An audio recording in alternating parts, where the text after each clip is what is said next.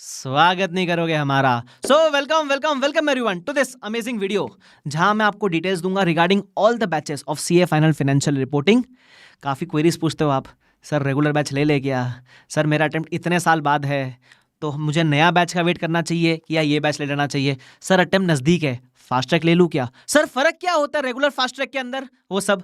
तो मैं आपको सारे डिटेल्स दूंगा मेरे हर एक बैच के बारे में, और ये भी बताऊंगा एकदम बड़े भाई की तरह कि आपको कौन सा बैच लेना चाहिए। ठीक है, तो मुझे लगता है अगर आप मेरा बैच लेना कंसिडर कर रहे हो तो डेफिनेटली आपको ये वीडियो पूरा लास्ट तक देखना चाहिए। अगर आप मेरा बैच ले चुके हो तो भाई साहब ये वीडियो फटाफट से स्किप कर दो, बिकॉज आपको ये वीडियो देखने की जरूरत नहीं है। ठीक है, तो फटाफट से शुरू करते हैं, लेकिन उसके पहले अटेंडेंस लगाओ लाइक करके, और अगर चैनल को सब्सक्राइब नहीं किया है और ले सब्सक्राइब के बिना नहीं सुनते वरना, पहले सब्सक्राइब करना फिर सुनना। चलो आ जाओ फटाफट से एक एक बैच के बारे में शॉर्ट में बात करते हैं, और मैं आपको ड्यूरेशन डिफरेंस सब बताता हुआ चलूंगा। ठीक है, सबसे पहला है रेगुलर बैच, अराउंड 260-270 आवर्स का है, 100% कवरेज है, सारे कंसेप्ट सारे क्वेश्चंस कवर्ड है। ठीक है, तो अगर आपका टाइम May 25 ऑनवर्ड्स है, मतलब May 25, November 25, May 26, November 26, May 27, November 27, मतलब कोई भी अटेम्प्ट हो आप ये बैच ले सकते हो। सर चेंजेस आए तो? एफआर में चेंजेस नहीं आते, आए तो मेरी जिम्मेदारी है।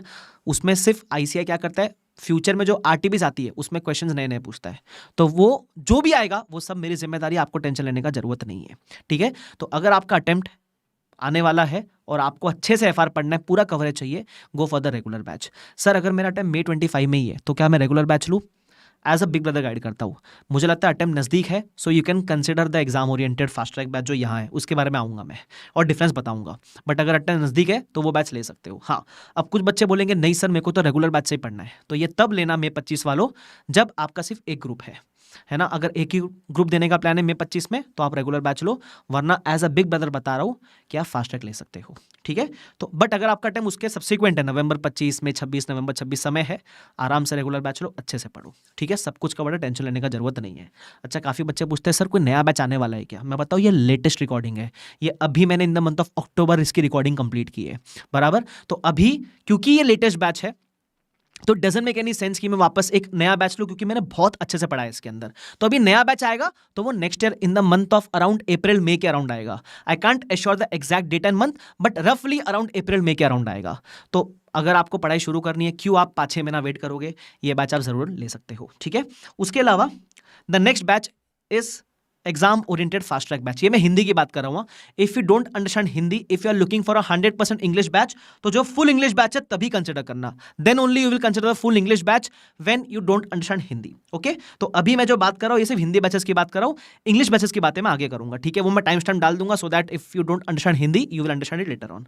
Anyways, so this is the exam oriented fast track batch, ये भी May 25 ऑनवर्ड्स के लिए।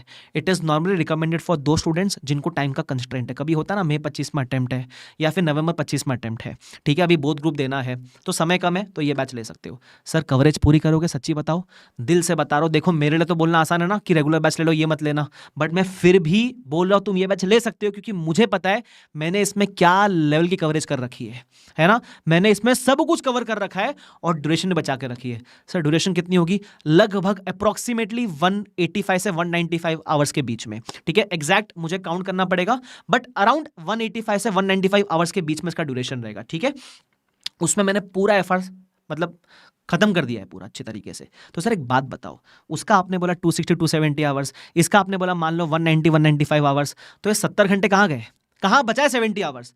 तो मैं आपको बेसिक डिफरेंस बताने का ट्राई करता हूँ। ऐसा मान लो जो मेरा रेगुलर बैच है उसमें मैं बहुत स्लो जाता हूँ, फास्ट ट्रैक में मैं हल्का सा क्विक जाता हूँ, हल्का सा क्विक का मतलब ये नहीं होता कि भगा ही दिया, हल्का सा क्विक। रीजन बीइंग, देखो रेगुलर बैच वाले बच्चे का अटेम्प्ट 1-2 साल बाद है तो स्लो जाना पड़ता ताकि दिमाग में लंबे समय तक रहे। फास्ट ट्रैक जो देख रहा है वो वैसे अटेंटिव है थोड़ा सा, क्योंकि अटेम्प्ट नजदीक है तो टाइम का बहुत कंस्ट्रेंट है उसके पास, तो अटेंटिव ज्यादा होता है, तो मैं हल्का क्विक जाऊंगा, चल जाता है, पहली चीज। सेकंड चीज, अगर मैं रेगुलर बैच में 10 क्वेश्चन कराऊंगा तो फास्ट ट्रैक में मैं 7 या 8 क्वेश्चन कराऊंगा। सर वो 2-3 क्वेश्चन आप कौन से नहीं कराओगे? जो रेपिटेटिव वाले वही नहीं कराता हूं मैं उसके अंदर। ठीक है, उसके बाद तीसरी चीज, अगर रेगुलर बैच में कोई चीज मैं 3 बार रिपीट करूंगा तो फास्ट ट्रैक में मैं 2 बार रिपीट करूंगा। ठीक है, तो वहां मैं थोड़ा टाइम बचा लेता हूं, but irrespective of that fact coverage पूरी होती है। फर्स्ट टाइम एफआर पढ़ रहे हो तो भी समझ में आ जाएगा। ठीक है, but yes of course if you have time, 1-1.5-2 साल है तो रेगुलर बैच लो, टाइम का कंस्ट्रेंट है और अटेंटिव रहोगे, गो for the fast track batch, बिंदास मेरे भरोसे पे ले लो, टेंशन लेने का बिल्कुल जरूरत नहीं है। दोनों बैच के अंदर आपको विथ बुक्स आएगा, विथ हार्ड कॉपी आएगा, सब कुछ जो भी रेलिवेंट है वो आएगा। मेरी किताब के अलावा आपको और कोई किताब देखने का जरूरत नहीं, बिकॉज मैंने अपनी किताब में आईसीआई का सारा material, RTPs, MTPs, past paper till date cover करके रखा है, और उसके बाद जो क्वेश्चंस ऐड हुए वो हर साल में एक एडिशनल पीडीएफ देता हूं, तो वो आपको भी दूंगा जब भी आपका अटेम्प्ट है। मान लो आपका अटेम्प्ट अच्छा 2 साल बाद है, ठीक है, तो यहां से लेकर 2 साल तक जो भी अमेंडमेंट्स है वो प्रोवाइड कराना मेरी जिम्मेदारी है, आपको उसका टेंशन लेने का जरूरत नहीं है, ठीक है। अगेन फास्ट ट्रैक बैच अभी कोई लाइव आने वाला है नहीं, बिकॉज ये भी फ्रेशली रिकॉर्डेड है, तो जो भी नया बैच आएगा वो नेक्स्ट ईयर ही आएगा, सो would not recommend to wait. You can start with this batch as well. Okay, now coming towards those students who are looking for 100% English batch. Okay, so if you are from South India, if you don't understand Hindi, then this is the batch for you, where it is 100% English batch. Okay, no Hindi words, nothing. You will understand each and every bit of it. Coverage is going to be 100%, around 250 hours where we have tried to complete all the concepts, all the questions, completely amended batch. So if you are looking for 100% English batch, and if your attempt is in May 25 and onwards, then definitely you can go for this batch. Along with all these batches, you will get the latest books. So definitely would recommend this to you guys as well. Okay, चलो, so इतनी English मैंने बोल ली, काफी हो गया मेरे लिए। उसके अलावा काफी बच्चे बोलते हैं सर हमको सिर्फ बुक्स लेनी है, तो बुक्स का सेक्शन यहाँ है, आपको जो भी बुक्स चाहिए वो यहाँ जाके देख सकते हो, ठीक है। तो बुक्स आपको जाओगे तो आपको मालूम पड़ जाएगा, यहाँ सारे सब्जेक्ट की बुक्स मिल जाएगी आपको।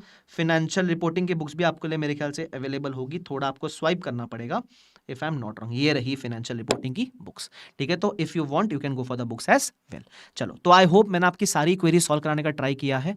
कौन सा बैच लेना चाहिए मैंने आपको बताया है, समय है definitely go for regular batch, time constraint fast track batch, duration मैंने आपको बता दिया, ठीक है। और बाकी इसके अलावा और कुछ भी क्वेरीज मेरे एंड से आंसर करना रह गया, कमेंट सेक्शन दोस्तों आप ही का है, जाके फटाफट से कमेंट करो, मुझे पूछो अगर मैंने कुछ बताया नहीं तो, ठीक है। और नेक्स्ट लाइव बैच कब आएगा वो बता दिया मैंने, समय है, तो डोंट वेस्ट इट, स्टार्ट कर दो फटाफट से, ठीक है। और देखो काफ़ी बच्चे ना ये भी बोलते हैं सर मैं लाइव बैच का वेट कर रहा हूँ, मुझे डिसिप्लिन रहना है। देखो discipline is something as a CA final student आपको खुद ही बिल्ड करनी पड़ेगी भाई, ठीक है। तो अपने आप को ये मत बोलो कि है ना नहीं नहीं मेरे को तो लाइव बैच में डिसिप्लिन रहना है, मैं रिकॉर्ड में डिसिप्लिन नहीं रह पाऊंगा। भाई आप अभी मैच्योर हो गए हो, वो होता है ना फाउंडेशन का बच्चा बोले ये समझ में आता है, फाइनल का बच्चे को है ना डिसिप्लिन खुद लाना ही पड़ेगा। आप चलो एफआर लाइव ले लोगे, कोई ना कोई सब्जेक्ट ऐसा आएगा ही जो आपको आगे जाकर रिकॉर्डेड लेना ही है, तो आप आदत डाल लोगे जितना जल्दी उतना आपके लिए अच्छा होगा। और देखो it is all about commitment, एक बार कमिटमेंट कर लो फिर अपन अपने आप की क्या है ना, समझ गया ना, किसी की भी नहीं सुनेंगे, तो कमिटमेंट इज इंपॉर्टेंट, वो दे दोगे ना फिर आप रिकॉर्डेड हो लाइव वो आप डिसिप्लिन रह ही जाओगे, ठीक है। चलो, और बाकी एफआर में एक चीज़ लास्ट में और चीज़ कहना चाहूँगा, सिर्फ लेक्चर चालू करने की देरी है, वो 3 घंटा तुम देख पाओगे नहीं देख पाओगे, रोज का लेक्चर वो मेरी जिम्मेदारी है। मतलब हर लेक्चर मान लो 2.5 घंटे का है, तो होता है ना 2.5 घंटा बैठ पाऊंगा क्या रोज का रोज, तुम सिर्फ लेक्चर चालू करना, वो लेक्चर कंप्लीट करवाने की जिम्मेदारी मेरी है, क्योंकि मुझे पता है 2.5 घंटा तुम्हारा कम निकलेगा, तुमको मालूम ही नहीं पड़ेगा, वो मेरी गारंटी है, ठीक है। तो मेरे केस में आई कैन गारंटी दिस कि तुमको बोर नहीं होगा, तुम्हारा सब कवर भी होगा, तुमसे खुद सॉल्व भी होगे क्वेश्चंस, ठीक है। वो मजा भी आएगा, तुम रोज वेट करोगे यार आज देखो क्या एफआर का लेक्चर, नहीं मानते सर कैसे बातें कर रहे हो, नहीं मानते विश्वास करके देखो भाई, पहले इस्तेमाल करे फिर विश्वास करे, ठीक है। चलो, तो इसी बात पे लूंगा अलविदा, thank you so much everyone, bye bye, everyone take care, see you all, bye bye.